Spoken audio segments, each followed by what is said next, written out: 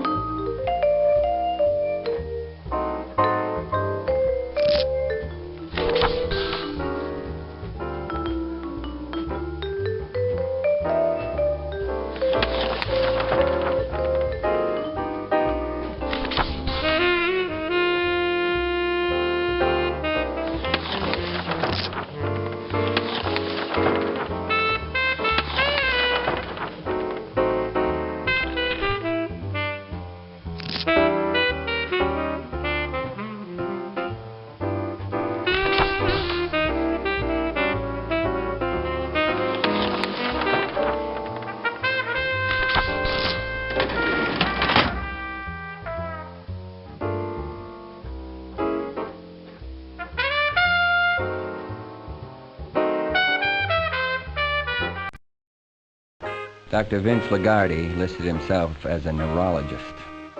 Mr. Clausen tried to telephone you this morning. He was too drunk to talk properly. But I don't know Mr. Clausen. Well, that's all right then. Just wanted to make sure. Somebody stuck an ice pick into the back of his neck. Has this been reported to the police? Naturally. But it shouldn't bother you unless it was your ice pick. And who is this speaking? The name's Hicks. George W. Hicks. I'm sorry, Mr. Hicks, but I don't know Mr. Clausen. Nor have I ever heard of him. Well, that's fine. But somebody may want to know why he tried to telephone you. Unless I forget to pass that information along.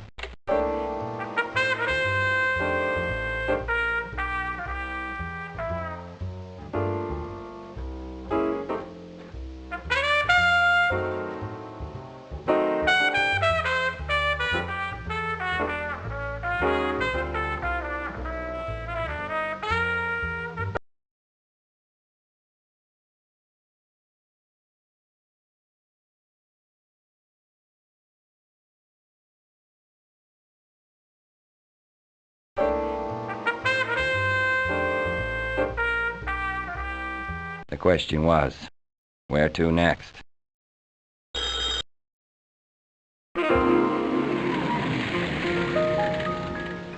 I was breaking and entering. That's on the books as illegal the last time I looked.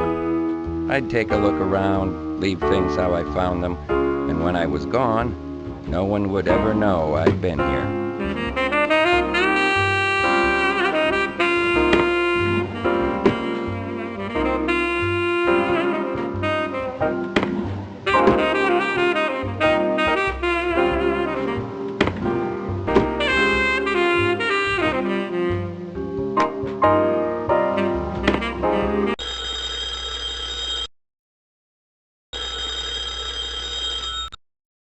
The cops had driven me to the station where Detectives French and Bayfus took over the questioning. Breaking and entering is... The question was, where to next?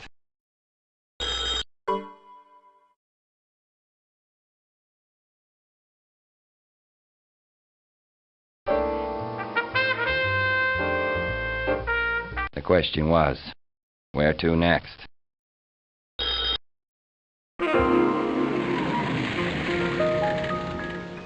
I was breaking and entering. That's on the books as illegal the last time I looked. I'd take a look around, leave things how I found them, and when I was gone, no one would ever know I'd been here.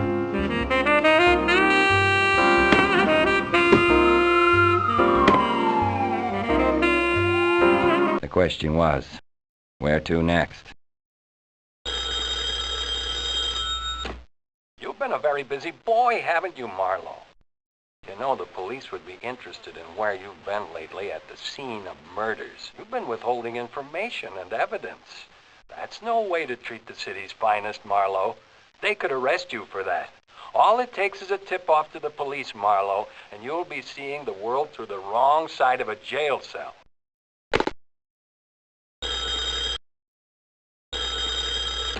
You, Marlowe?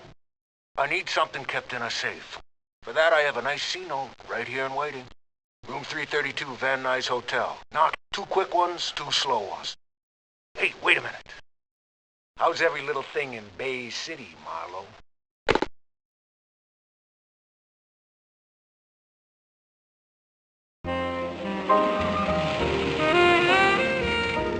The house dick had told me that Dr. G.W. Hambleton was registered in room 332.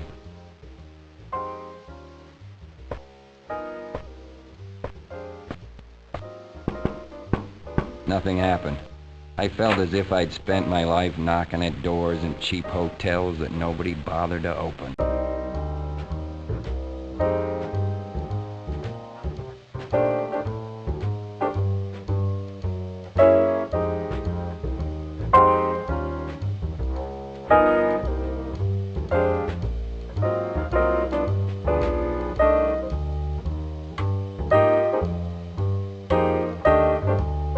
Another matchbook.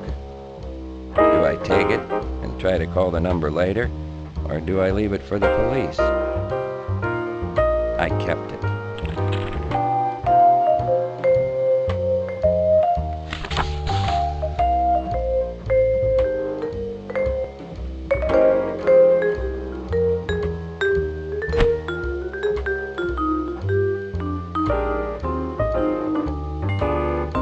I could take it, or I could leave it for the cops. I've taken a lot of evidence, haven't I?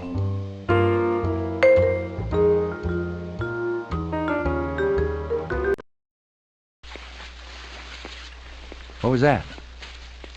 The bathroom was disturbed like the bedroom. Someone had been looking for something. Don't turn around. Put your hands on the sink. It was not the voice which had talked to me over the telephone. I didn't move. Don't ever think I'm fooling. I'll give you exactly 3 seconds to do what I say. Couldn't you make it a minute? I like looking at you.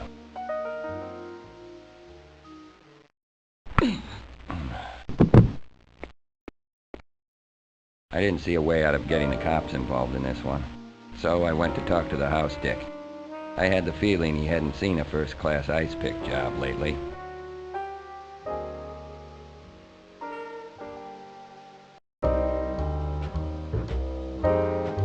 I'd already checked the bathroom and found out everything I needed to in there. Detectives French and Bayfus arrived. They took a few notes and then started to examine the body. Punctured spinal cord, just below the occipital bulge, I'd say. Very vulnerable spot. Whoever did this was a performer. Got the spinal cord on the first try. And another thing, you have to have the guy quiet to do it. That means more than one killer. Unless he was doped or the killer was a friend of his. I don't see how he could have been doped if he was the party that called me on the phone. If. And since you didn't know the guy, according to you, there's always the faint possibility that you wouldn't know his voice? Or am I being too subtle? I don't know. I haven't read your fan mail. Don't waste it on him, French. All right. The customer had something he was afraid to keep around. That means he knew somebody was after him and getting close. So he offers Marlowe $100 to keep it for him. It must have been something semi-legitimate, right, Marlowe? You could leave out the semi. So what he had was something that could be kept flat or rolled up. And we don't know whether it was found or not. Any chance to check his visitors? You don't even have to pass the desk to get to the elevators. Maybe that's why he came here. That and the homey atmosphere. Okay. Well, whoever knocked him off could come and go without any questions asked, and that's about all we know. Okay, Bayfus? Not quite all. Without the toupee, Bayfus and French realized that Dr. Hambleton was really Mile Away Marsden, who used to be a runner for a gangster by the name of Ace DeVore. Back here at the office, I could review the case and decide where to go next. Movie stars are odd ducks. They build a whole career out of being recognizable behind any costume, in any situation, and then, After all that effort to make us remember them, they think they can hide behind a simple pair of dark glasses.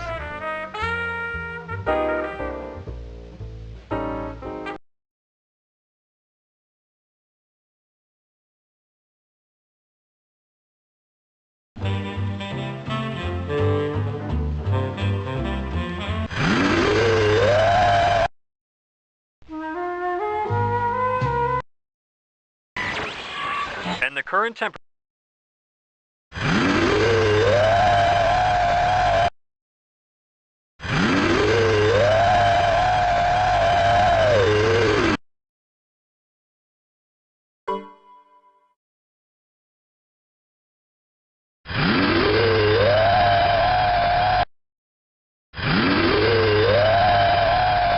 Car 54. Request backup for the robbery in progress at Hollywood and Vine. This is Car 18. Officer down. Request backup and an ambulance immediately. Suspected shooter headed north on Mulholland.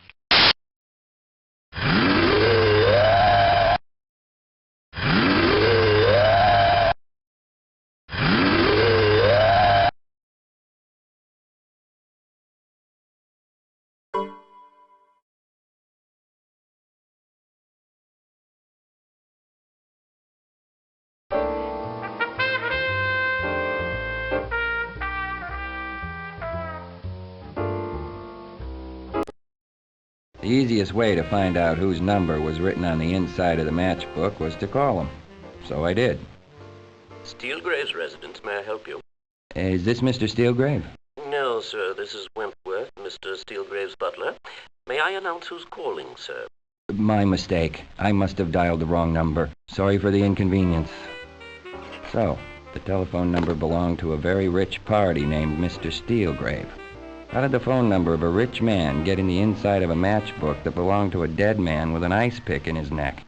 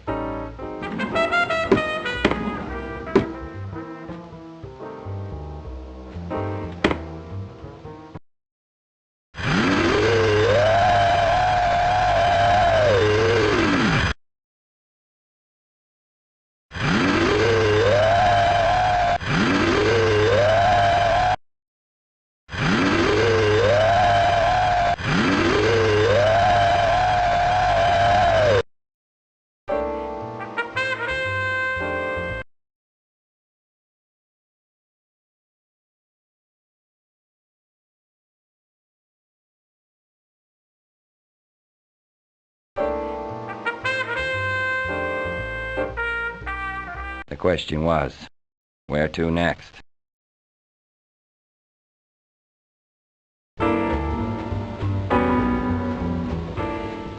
Breaking and entering is only a crime if you...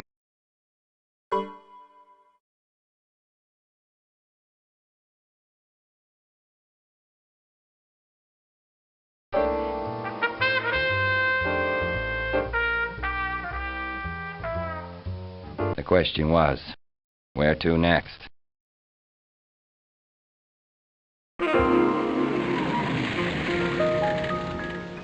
Breaking and entering is only a crime if you get caught.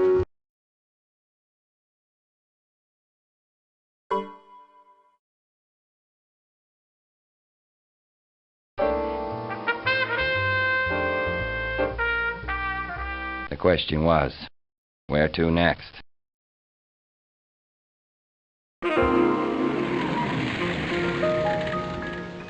The good doctor was in. I was questioning him about the case, but it wasn't going well. You could kill a man with that. Very easily. An inch and a half in the back of the neck, just under the occipital bulge. An ice pick would be better. Filed down very sharp. If you miss the spinal cord, you do no great damage. Takes a bit of medical knowledge, then. That would help. But any reasonably dexterous person could acquire the technique in 10 minutes. Orrin Quest had a couple of years of medical. I told you, I don't know anyone by that name. Yeah, I know you did. I didn't quite believe you. Dr. Lagarde ended the conversation. He claimed he was out of time. I thought he was out of patience.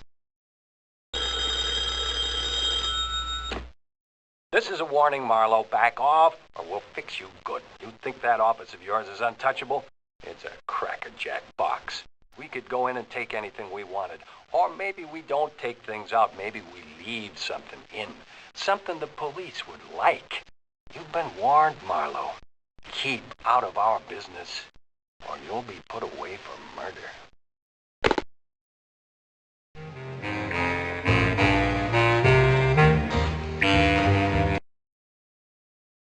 Sarge, this is Car 54. Checked out another disturbance at the Dancers Club.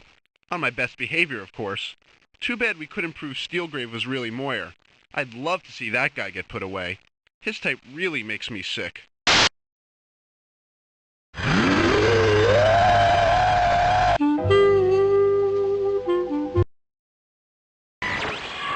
And the current temperature is a pleasant 76. This just in, an anonymous tip to the police led to a gruesome discovery at a flophouse in Bay City. A body was found dead on the floor with an ice pick protruding from the back of its neck.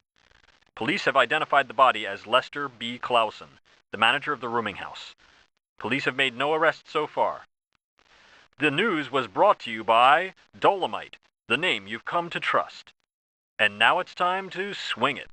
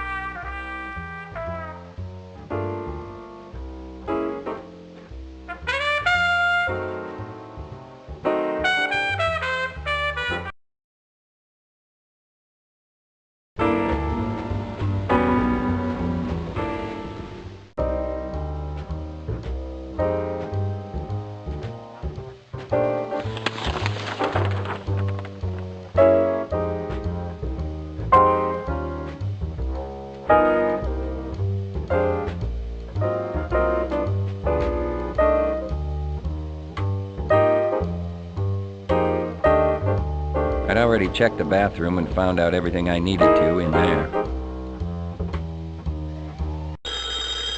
I made a note to stop by my office later and see if anyone was waiting there.